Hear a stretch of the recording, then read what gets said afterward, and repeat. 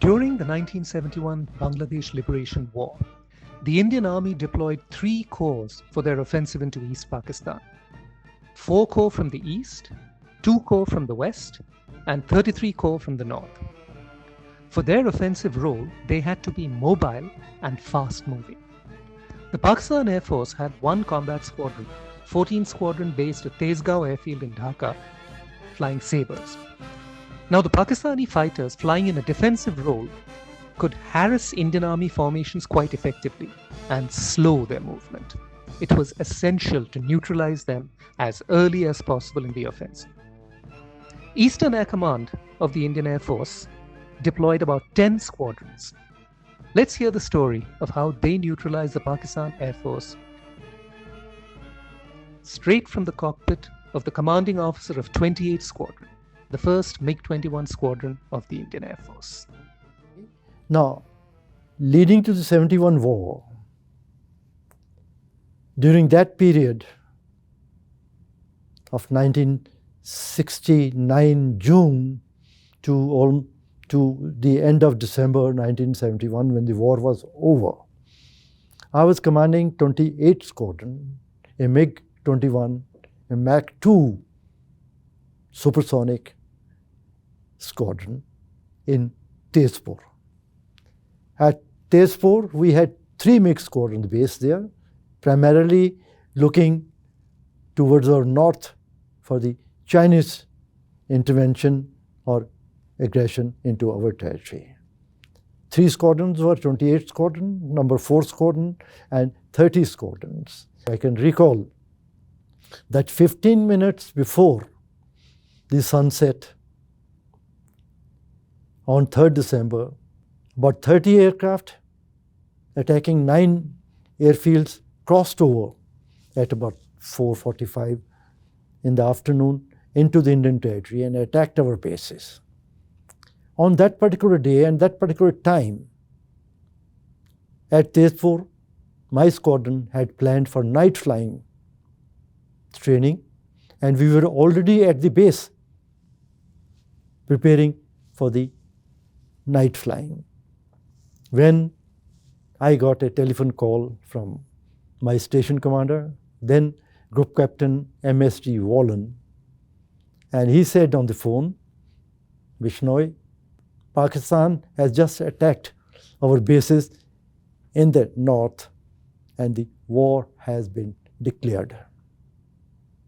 You have to move immediately to your forward base," which was Guwahati. And in an hour's time, you'll have one AN-12 landing and arriving in your dispersal to carry your men and the aircraft equipment and tools, etc., to Guwahati.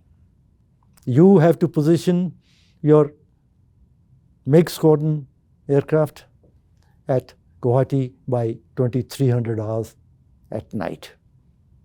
It was 6 o'clock by then.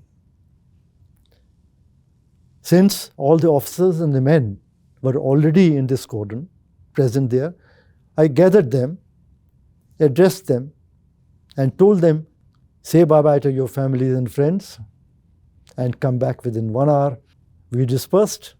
They all went back to their residences or to the rooms, and I went to my home, where I had my wife and my little daughter of 1.5 years old staying at that base. I told my wife that we are moving out to the forward base immediately. Please pack the following stuff. She didn't ask any questions and quietly started packing. My little daughter had only one demand: sweet Lana. I said, "All right, I'll certainly bring it to you." After getting my suitcase ready, we exchanged a few words to the wife. I hugged them, my daughter and the wife, and left that place for going to Guwahati.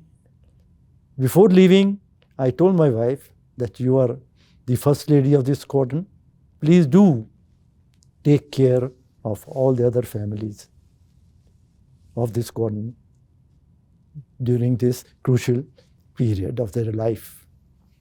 I had two very competent senior flight commanders, Squadron Leader S.K. Bahel and Squadron Leader K.J.S. Gill. I had 16 pilots in my squadron, but instead of having 16 MiG-21 in squadron, we had only 13.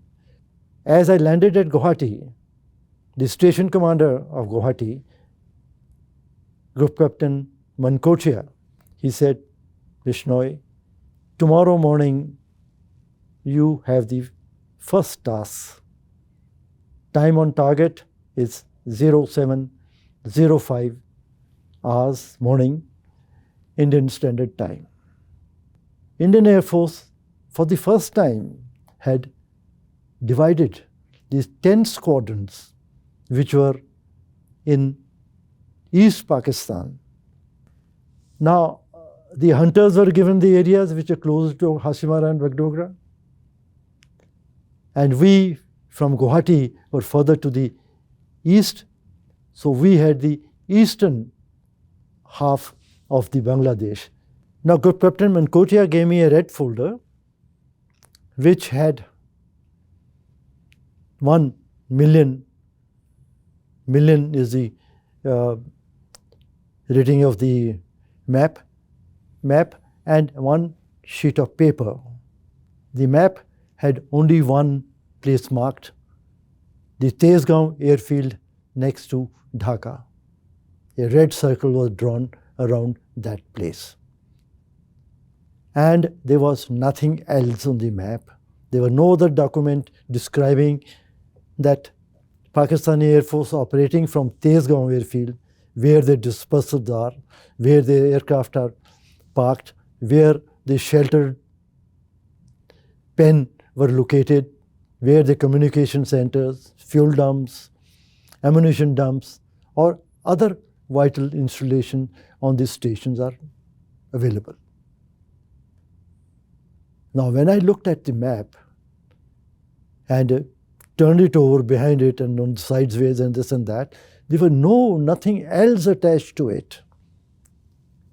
We had no information. Now I was in quandary that once we go to Tezgaon, where do we attack? How do we attack? And if we don't know where and how to attack, how do we plan for it? Surprising part was there that we had an Indian High Commission there. We had the Mukti Bahani operating for 9 months in and out. And we had the Indian air flights landing and taking off from there. How was that? They couldn't have seen from the air, from the window of the passenger aircraft, that what the airfield looks like. So what we did, instead of going over the target and circling and finding the particular places or the areas to attack, I said, before reaching the target, 30 seconds before that we will pull up, instead of just pulling up as we reach the target. 30 seconds short, though we lose certain amount of surprise, because they will know that much earlier that the attack is coming.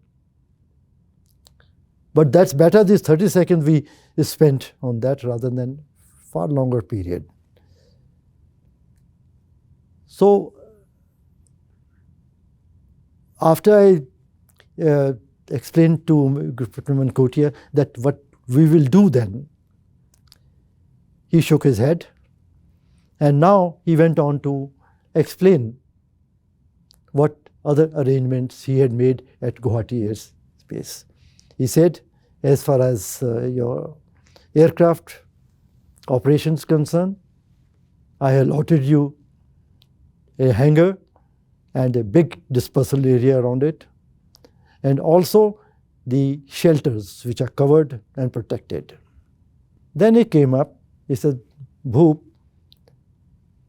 for your office, for day-to-day operations, you will operate from the VVIP cottage at Guwahati. I was a little surprised. I said to him, "Sir, war is on, and during this period, you will have lots of important people coming to your station." Group Captain Mankotia stood up in his chair, came to me, put his hands on my shoulder, and said that today there is no more important person than you and your boys for us. You are our VVIPs. So I thanked him and left his office. By then, the rest of the squadron had already reached Guwahati. I called them into flight commander's office, which was a dug-in about 20 feet below the surface of the ground. I briefed the pilots. I told them that we don't know what we should expect to see at Tezgaon, but we have to make good of whatever information we have. So I briefed them on the complete formation layout and how we are going to fly, what heights we are going to fly, what speeds we are going to fly, etc. Now I had planned for 6 aircraft strike, 4 strike aircraft carrying the rockets and the guns as we were scheduled for first attack at 0705 hours on Dhaka. And I had also told them that there will be very heavy ground fire, there will be very heavy combat air patrols. Also, watch out for it. After the briefing, I asked them to come back next morning. By then, it was 11:45 or 12 o'clock, midnight. 4:30 in the morning, back to the squadron to prepare the maps and plan the exercise. Guwahati had bad weather during those periods, always had. Fog sets in very early at night and lifts off in the morning much later. Now my station commander, MSD Wallen, Group Captain Wallen, who had also moved with us to Guwahati as an Chief Operations Officer, conducting the MiG flying. He was a wonderful person. He was one of the authorities on MiG-21 flying and its weapons. Now Guwahati was 290 kilometers as a crow flies to Tezgaon. This distance was beyond the operational flying envelope of MiG aircraft as laid down by the Russians. If we had to go low, attack low, and come back low. There was not enough internal fuel inside the MiG aircraft to reach Tezgaon from Guwahati, attack and come back, because our airfields were so far apart. Same kind of problem was with the hunters also. They were also flying to the extreme limit. And most of our targets which were marked were all near Dhaka. Now MiG aircraft had weapon carrying 3 platforms, 2 under the wings on which you could carry the Ka-13 air-to-air missiles, rocket pods or bombs, and 1 under the belly, ventral station what we call it, on which was the gun which was carried.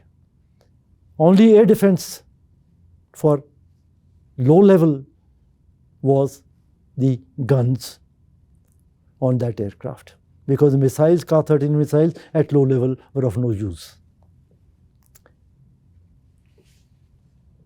The problem arose that what we do under these circumstances, we had to shed that gun and instead of the gun, carry additional 490-liter drop tanks. So as a result, we were left a sitting duck to the Sabres because we had no self-defense of any kind except the speed of the aircraft to get away from them. We couldn't shoot them down even if they came right in front and said, "Ha ha" to you. We dropped the guns and carried the drop tank. Second problem which arose with the MiG-21 was Ka-13 missiles. All our attacks were low level. All interceptions which took place or dogfights took place were also at low level. So this Ka-13 missile was unnecessary load that we carried. And when we fired these missiles at the target, at the Sabres, they missed as expected. MiG-21 aircraft was basically designed for an air defense in the Western theater when at supersonic speeds at very high levels. Whereas we were to use this aircraft at low level like we use the Hunter or any other older aircraft of the kind. Now, having these kind of limitations and having these kind of inbuilt vulnerability was making us uncomfortable. We had to be very cautious in our flying and making sure that we don't land up in soup because of lack of fuel. There was not enough fuel even to engage in a combat over Tezgaon when the Pakistani Sabre, which had just taken off with full tanks, had still 30 minutes to fight, and I couldn't spare even 2 minutes to engage them. So under these circumstances, we flew in 1971. At night on 3rd, only Canberras were capable of attacking. From Gorakhpur, they took off and throughout the night kept bombing Tezgaon and Kurmitola airfields near Dhaka. We lost one Canberra to the ground fire over Tezgaon. And we kept them awake throughout the night. On 4th morning, since we had 10 Indian Air Force squadrons in that East Pakistan, that is 3 MiG squadrons, there were 4 Hunter squadrons, 1 Sukhoi squadrons, 3 NAT squadrons, and 1 Canberra squadron was attached for the operations. The Eastern Air Command had planned a massive continuous bashing of the main airfields near Dhaka, that's Kurmitola and Tezgaon. It was to start from first thing in the morning and to carry on till late in the evening at an interval of 5 minutes or so. The missions were planned. Pakistan had only 1 squadron based at Tezgaon. It had 16 aircraft available to them. And I think out of that, 3 were shot down in November over Boira. They had just about 13 or 14 aircraft left with them. They, in their wisdom, thought that it's not possible to outfight the Indian Air Force and at the same time provide support to the Pakistani ground forces. So they decided that they will only protect and operate to keep Dhaka airfield safe.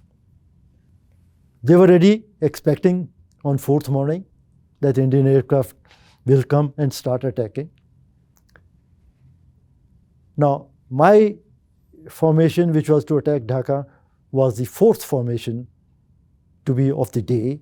The three more formations were going before me to attack Dhaka. The three were all hunter squadrons. 37 and 17 Squadron from Hashimara. Number 7 Squadron from Bagdogra, but it was not coming to Tezgaon, it was attending to the targets near Hilli and in the north East Bengal. First aircraft of 4 aircraft of hunters were to take off, led by Wing Commander Supi Kaul, S.K. Kaul, who was later the Chief of the Air Staff. And the second formation of 4 aircraft was to be led by Wing Commander N. Chatrat, who was commanding 17 Squadron. After that, it was my turn to reach there. Now, what happened? That when the hunter squadrons were approaching Dhaka at low level, Dhaka had a single radar station, mobile radar station, positioned about 20 kilometers north of Tezgaon airfield. In other words, this radar station was on way to Tezgaon airfield. They could intercept. Firstly, they were 20 miles towards north, and then they had the radius of action of another 20 miles. But for 40 miles, they could pick up the targets at low level. This radar was able to pick up all these 3 hunter formations as they were closing into the Tezgaon airfield. They scrambled the cap aircraft Sabres to intercept them. And the Sabres intercepted them about 20 kilometers north of Tezgaon. All these 3 formations did not reach Tezgaon airfield, but still they were in the air and they were heading towards Tezgaon. So there was a kind of closing into each other.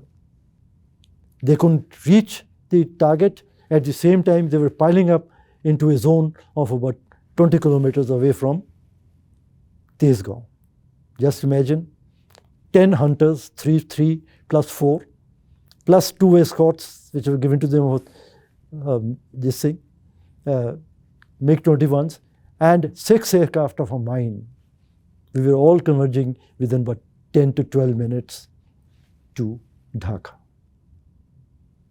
The first hunters were all milling around in close circles, not knowing at that stage what to do. Chatrat found 1 aircraft coming in front of him. He locked onto it, chased him right up to Tezgaon and shot him down. Sabre. Second Squadron, Supi Kaul's Masand, Flying Officer Masand, who was number 4 of the formation, found another Sabre coming in right in front of him, and Sabre came so close that he couldn't even avoid by turning away from it. He pressed the gun button and bored the hole through the Sabre and flew through it. I have seen the aircraft photograph, cine photograph, showing that this aircraft of Masand is going through a hollow portion with debris all around, and he going through without any damage to it. So they shot down 2 Sabres on that, and 1 hunter was damaged by a Sabre. It started smoking, but it made it back to Hashimara safely. Now, during this period, almost 20 odd aircraft floating around in the within 10 kilometers range of Tezgaon, there was an utter chaos. There was RT netter. Everyone was talking on the RT because they were fighting in small little cells of their own, 2 aircraft, 3 aircraft, one single aircraft against another Sabre. And we were reaching Dhaka that time. Now, so far, we were just flying, sedate, nothing was happening. But as we heard this call, the adrenaline started running into the veins. Everyone became alert, and we started seeing the things which were not there even, leave alone spotting the enemy aircraft. Now, I had taken my own escorts with me. They flew all the way with me. And as I was pulling up for the attack, I saw 2 Sabres taking off on the runway. I called up my escort leader. His name was Flight Lieutenant Manbir Singh, and we called him Buzzy. I said, Buzzy, that 2 badmash taking off on the runway, left to right. He said, contact, sir. We'll look after them. Your tail is clear. You go ahead. So I pulled up 30 seconds earlier, and while flying towards the airfield, from that height, about 3 kilometers height, spotted some targets, and there was no time to circle over it. So I told my pilots that spread out to my left, and whatever target comes in front, just blast it. So we did the first attack. Manbir Singh and his number 2 escort, Dadu Subaya, they engaged these 2 Sabres and kept them away from us. Now what was happening over the base at Tezgaon was that there were Sabres mixed up with the Hunters and the MiGs overhead. And under such a situation, when your own aircraft are flying overhead, the guns on the ground are asked to be tight. They don't fire. In other words, when I went in for attack, no one fired at me because those guns were not supposed to fire. No Sabre intercepted me because that is being engaged by the escorts which I carried along with me. So after the first attack, I wasn't satisfied. I saw and said to myself that we come all the way 300 kilometers and go back with nothing to count. And since guns were not firing, Sabres were all busy, I could push in one more attack. So I called up 2, 3, and 4 that we will make one more pass. So we came from the opposite side after flying over the first pass, past the airfield towards south, and from south we turned north now, and on the way back on the north we found some liquidated targets because now we had just an idea where to look for, and we attacked hangar. I saw an hangar in front of me on the first attack I'm talking about. I did not know what was inside it, but that was the only thing in front of me. So I let go half my rockets into it. Rockets hit on the just below the roof, and the roof blew off, the side blew off, a lot of dust, smoke and flames came out of that place. I don't know what was hit really, but there seemed to be enough of stocks inside that. Similarly, communication centers. And during this attack, I found one Sabre coming from the right of me, even below me. I was flying low. He was even lower than me. And at a hell of speed, going past without bothering to tackle me. I wondered, I said, what is this joker doing here in the skies under the circumstances? In fact, it was being chased by one of our MiG-21s, and he was running hell for leather for his life. Anyway, after we finished the attack, I called up to escort leader, Buzzy, we are finished the attack, heading back for base. He said, Roger, I'll join you. Now we set course No aircraft, our aircraft was damaged, and we had done reasonably well, I would say, to what could have happened otherwise. And we started climbing up. Little later, I heard the escort leader calling up his number 2, Dadu Subaya. He called up and said, Dadu, where are you? Because he couldn't see him with him. He should have joined up with him after hearing our calls. No reply. He called up again. Dadu, report your position. Dadu was mum. I got worried because I saw this MiG and Sabre crossing me underneath and this and that thing. I said, well, let's hope everything is all right. So now I got into the conversation and I called up Dadu. I said, Dadu, this is a Tiger 1. Report your position. Now this time Dadu came up. He said, in combat with Sabre over Dhaka. We had left Dhaka 3 minutes back. And my friend was still in combat over Dhaka when he had no fuel to even normally go back to Guwahati. It raised my tentacles. I asked him, your fuel state? He said 750 liters. My God, I said, he's not going to make it. So I ordered him to disengage immediately, head for the base, and climb to 6 kilometers. And I told him, we'll be looking out for you. I didn't want to leave him behind. So we throttled back. We were already 6 kilometers height for the return journey. And Dadu Subaya called up that he is disengaged and climbing. Not in visual contact of us. I called up Shillong radar. I explained to them that the Escort 2 is not in visual contact. He is trailing behind us, climbing. The radar confirmed a few seconds later. There is an aircraft 20 kilometers, 6 o'clock to you, climbing at 3.5 kilometers. We spread out our formation, started looking for him. We saw him coming up. As he came up, I again called for his fuel state. He said fuel state somewhere close to 600 or something like that. It was utterly inadequate. Finally, Dadu Subaya said, I can make the airfield. I told flying controller Guwahati the emergency and gave him priority landing, and we land after him. And I asked the last of Dadu Subaya, I could see him visually on the approach, your fuel state.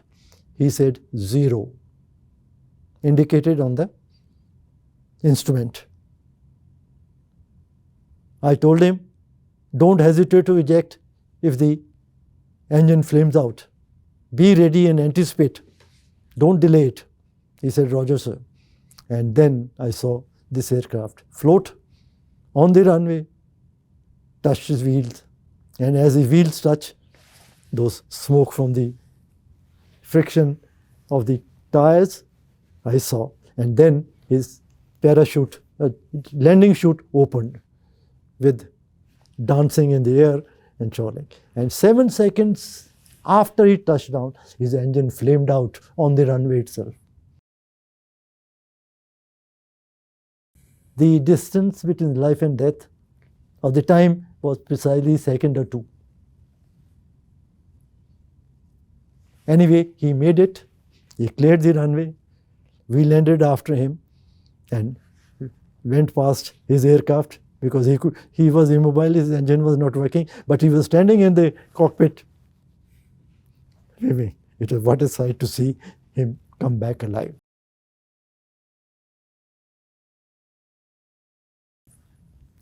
So that was our first mission. Now what happened on 4th?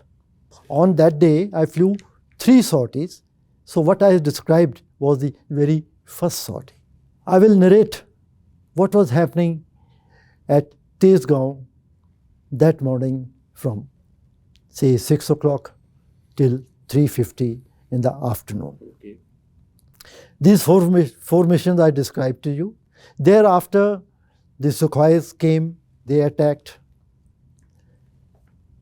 Then again hunters came, they attacked.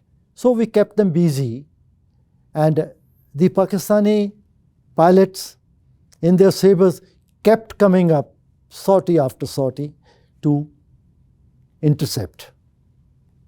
In the bargain, on that day, we lost 5 hunters and 1 Sukhoi aircraft. 2 to the air action and the remaining by the ground fire. They lost 3 sabres. 2 I described, Masant and Chatrat, and third was by Wing Commander Sundaresan of 14th Squadron in the afternoon of 4th. That kind of aggressive attitude and the bravado which Pakistan pilots were showing early, slowly and slowly started ebbing out. And it was when Sundaresan shot down the 3rd sabre, they really got worried and had stopped engaging the IF fighters anymore. By the end of the 4th, and then the next day, we had to take stock of the position all over again. Pakistanis stayed away. We didn't see any Pakistani air on the ground, and we could not destroy them. So they remained in force. And mind you, the total number of sorties flown on that day were 100 plus by all 10 squadrons.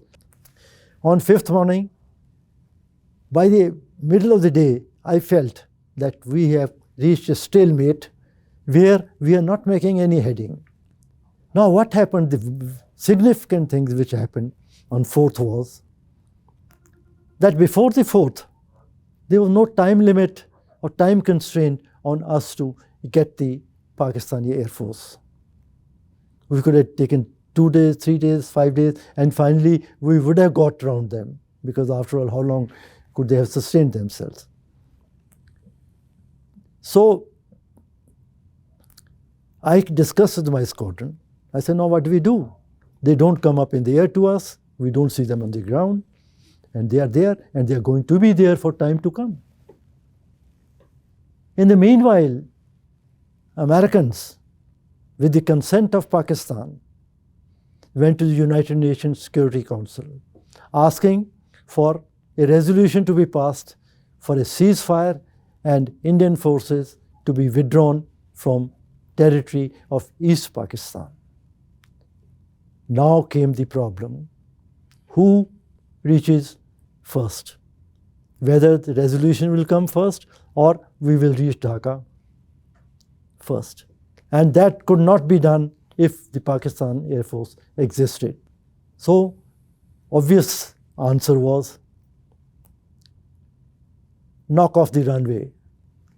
If there's no runway, they can't take off. If they can't take off, they can't perform. They are as good as gone. Now, how to do that was the question. So we went into the discussions that how to knock off the runway. We had brought with us from Tezpur to Guwahati the Russian bombs, 500 kg bombs, M62 bombs they were called, 500 kg. They had the delayed fuse. That is, the bomb will hit the ground, penetrate under it, and then explode a fraction of a second later, thus doing larger damage in this. So we thought that we will do that. We had 2 ways to do that. Either do it at low level attack or do it from height. And we thought that we should do it from the height, because at low level attack, the aircraft is at a dive angle of 10 to 15 degrees, very shallow. The bomb, when you drop it, goes and skips and goes and busts mile or 2 away, not serving our purpose. Besides that, this attack was recommended to be done at 45 degrees, if this is the runway, at 45 degrees to the runway. The next was high level. We went to my station commander, MSD Wallen, and told him, sir, something needs to be done immediately, otherwise our whole operation in the east will be jeopardized. So I proposed to him the dive bombing on the runway from height. And when I said, sir, we'll climb up to 5 kilometers of height, from there dive on the runway at 60 degrees dive, which is near vertical look when you're sitting in the cockpit at the nose of the aircraft. And we release the bomb at 2 kilometers of height and pull out. He looked at me in surprise. He said, you know, Bhoop, what you are asking for? I said, sir, what's that? He said, you are asking for a suicide. He called up Eastern Air Command, spoke to the CESO Eastern Air Command there, and told me that I'll let you know. It was about lunchtime. We went for lunch. In the afternoon, somewhere 2 o'clock, 2:30, CESO Eastern Air Command, AVM Deveshwar, I had known him too, rang me up. And he said, Bhoop, what is this stupid canard you are spreading around, bombing from high level in those hostile environments? I said, sir, there is no choice. He said, why don't you low-level bombing? I had to explain to him all over again, sir, what will happen? It will not serve our purpose. If at all, we lose more aircraft and lot more time to achieve the success. And I said, sir, if we don't take a decision on this right now, history will never forgive us. Make up your mind, sir. So he said, all right. I'm not very sure of your claims that you make that you'll hit the runway in this mode. I said, sir, that is to be seen only after we drop the bombs. He said, all right, you carry out a trial bombing. He said, go to Agartala. That is the airfield which is not manned, no aircraft position there, and there's a light air defense battery there. And show me the results. I said, fine, sir. Immediately after half an hour later, I sent 2 junior pilots of my squadron on this mission. They went to Kumitola with 2 escorts there again.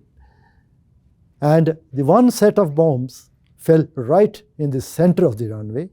And the second one fell at the edge of the runway, touching the portion of the runway. So I rang up again to CESO. I said, sir, this is what the results of the trials are. And to me, it looks like that is worth bombing the runway. He paused for a while and then he said, go ahead. So we were given permission to bomb the runway. I led the mission next morning with 4 aircraft with escorts. We did not fly towards the AR-1 radar. Keeping out of its orbit, we flew more to the east, and then from the east, about 20 kilometers away from the airfield, we pulled up for the attack. And I got into dive with 3 aircraft trailing behind me for the attack on the runway. It was so quiet, so serene, so calm. In the dive, you could only hear the hiss of the wind passing the canopy and that monotonous groan of the engine. It looked ages, nearly in a vertical dive, as if you're suspended with a thread from top. And slowly and slowly, the runway, which looked earlier at 5 kilometers like a ribbon, started expanding. I could see the runway markings and all that. And at speed came 2 kilometers. I released the bombs. The guns had yet not opened up. It was during the pull-up after the attack that guns did open up. I could see the fire around me, but then by then it was very little time left to get out of it. I pulled up hard and climbed up, turning left to this. I saw where I had aimed about 400, 500 yards up the runway, my 2 bombs had dropped right in the middle of the runway. And then I saw number 2, number 3, number 4, all 8 bombs that we carried on 4 aircraft fell on the runway. As a result, the runway was cratered at equidistance and there was no space left for any aircraft to take off or land on that runway at that given point of time. So I really couldn't believe my own eyes. I thought I was imagining because we were so keyed up to get those results, half expecting them. And then I hear a voice from the flying control at Tezgaon from the Pakistani Air Force saying, "Good show." So I thanked this person, whoever he was, but he came up promptly. He says, "You got away this time, we'll get you next time." I said, "Wish you best of luck next time." Anyway, we set course, started climbing. I confirmed from my other 3 pilots if any damage to the aircraft. They said none. And we were happily heading for home. On return, I called up the SU at Shillong and asked him to convey the results to the SESO. SESO didn't believe us. He ordered a Canberra recce and photograph sortie to know exactly what had happened. I flew another mission later in the day and I saw that certain portion of the runway had been repaired. They were not the holes, but red patches of sand and whatever was put into that. I went for the next mission. Again, all 8 bombs on the runway. So by 6th evening, they had good 16 holes to repair. They worked. All their MES and the civil engineers and a lot of force and civilian brought from outside to repair it. And they had hoped that next morning by 7 o'clock, they will have the runway repaired. Now, next morning, I led this 3rd mission onto that one. That is on 7th morning. And we put another 8 holes on the runway. Now, Pakistani Air Force was really grounded. Their flight commander, who came to see the damage on the runway before they could undertake any flying, he shook his head with tears in his eyes. He said, "This is the end." And no fighter aircraft of Pakistan ever took off or landed on that strip till the end of the war.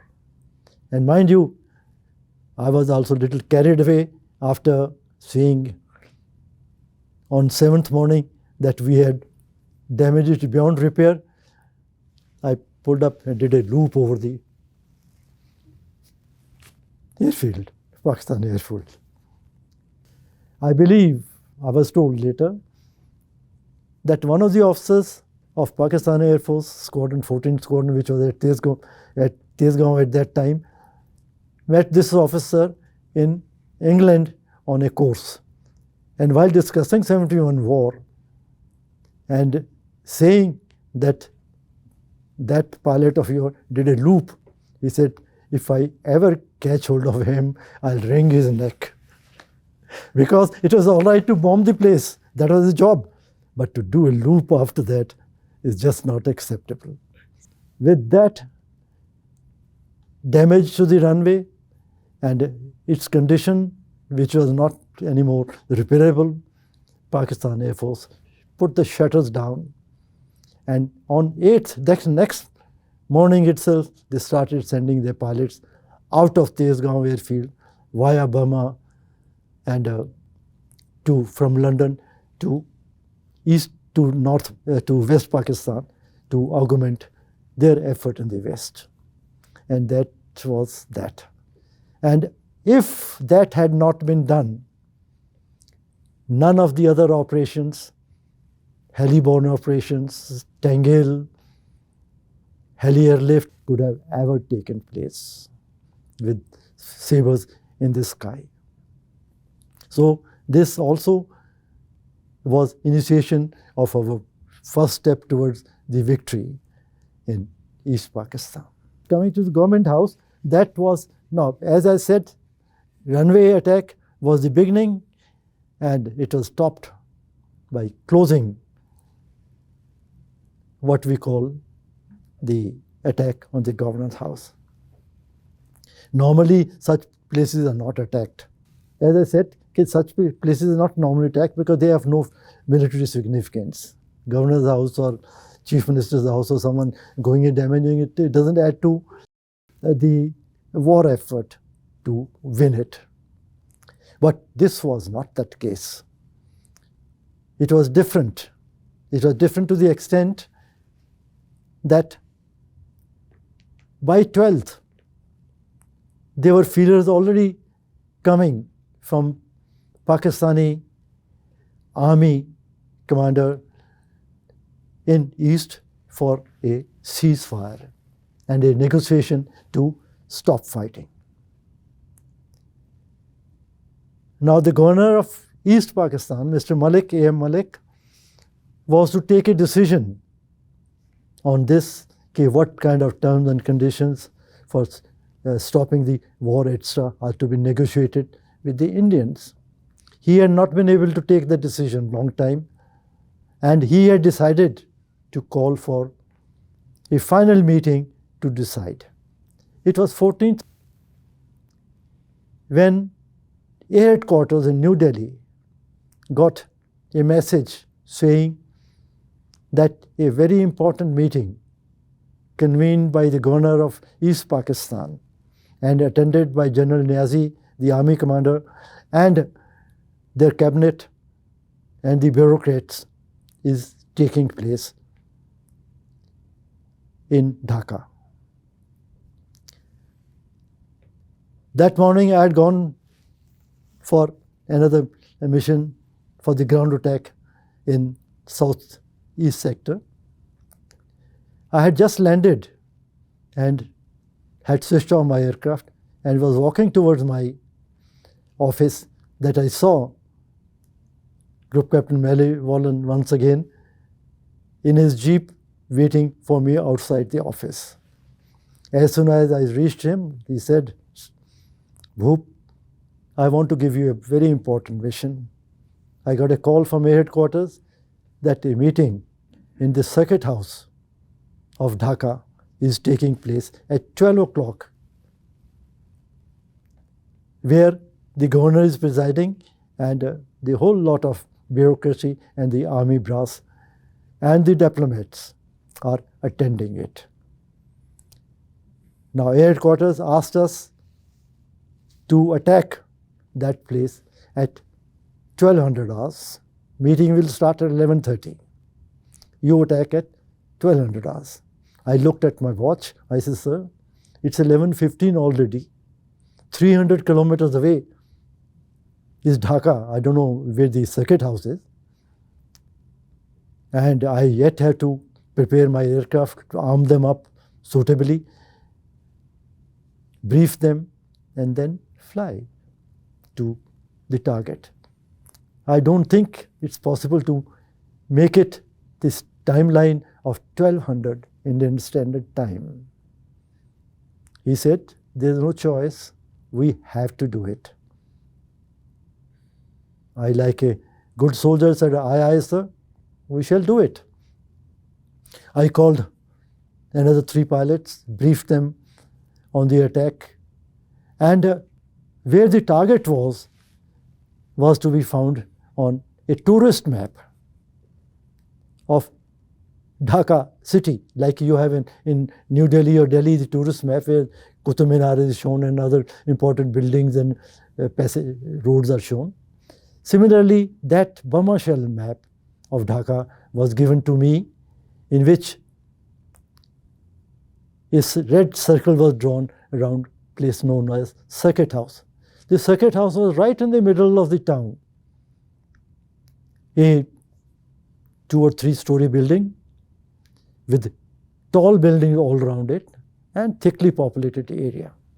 I blurted out to having a look at it, sir, in this area,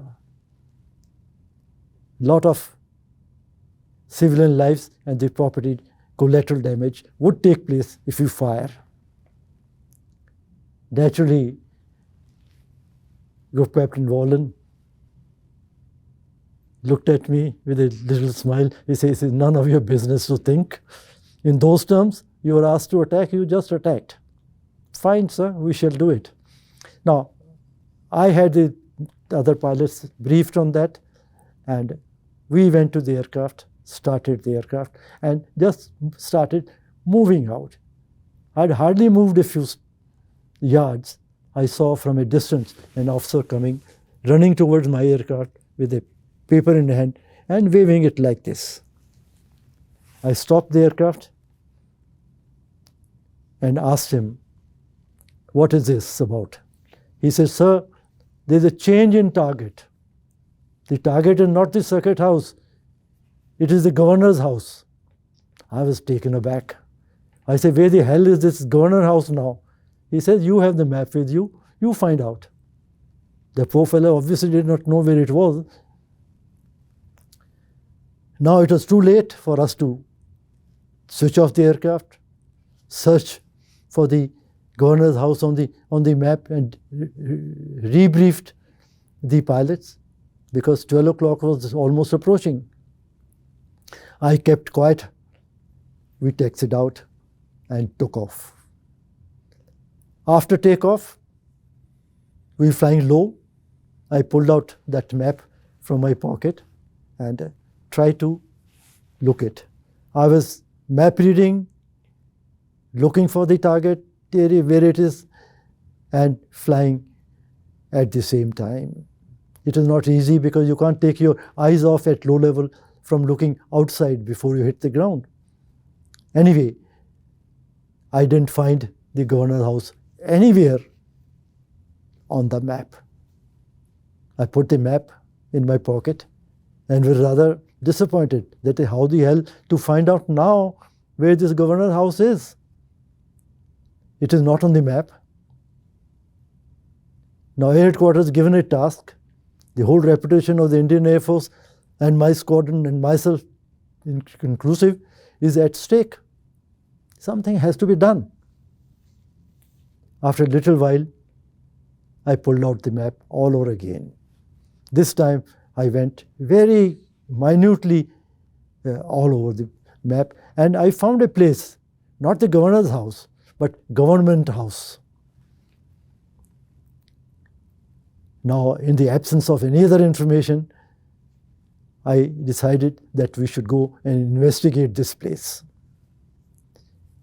This place was southeast of Dhaka airfield, about 20 kilometers, 30 kilometers, somewhere around there.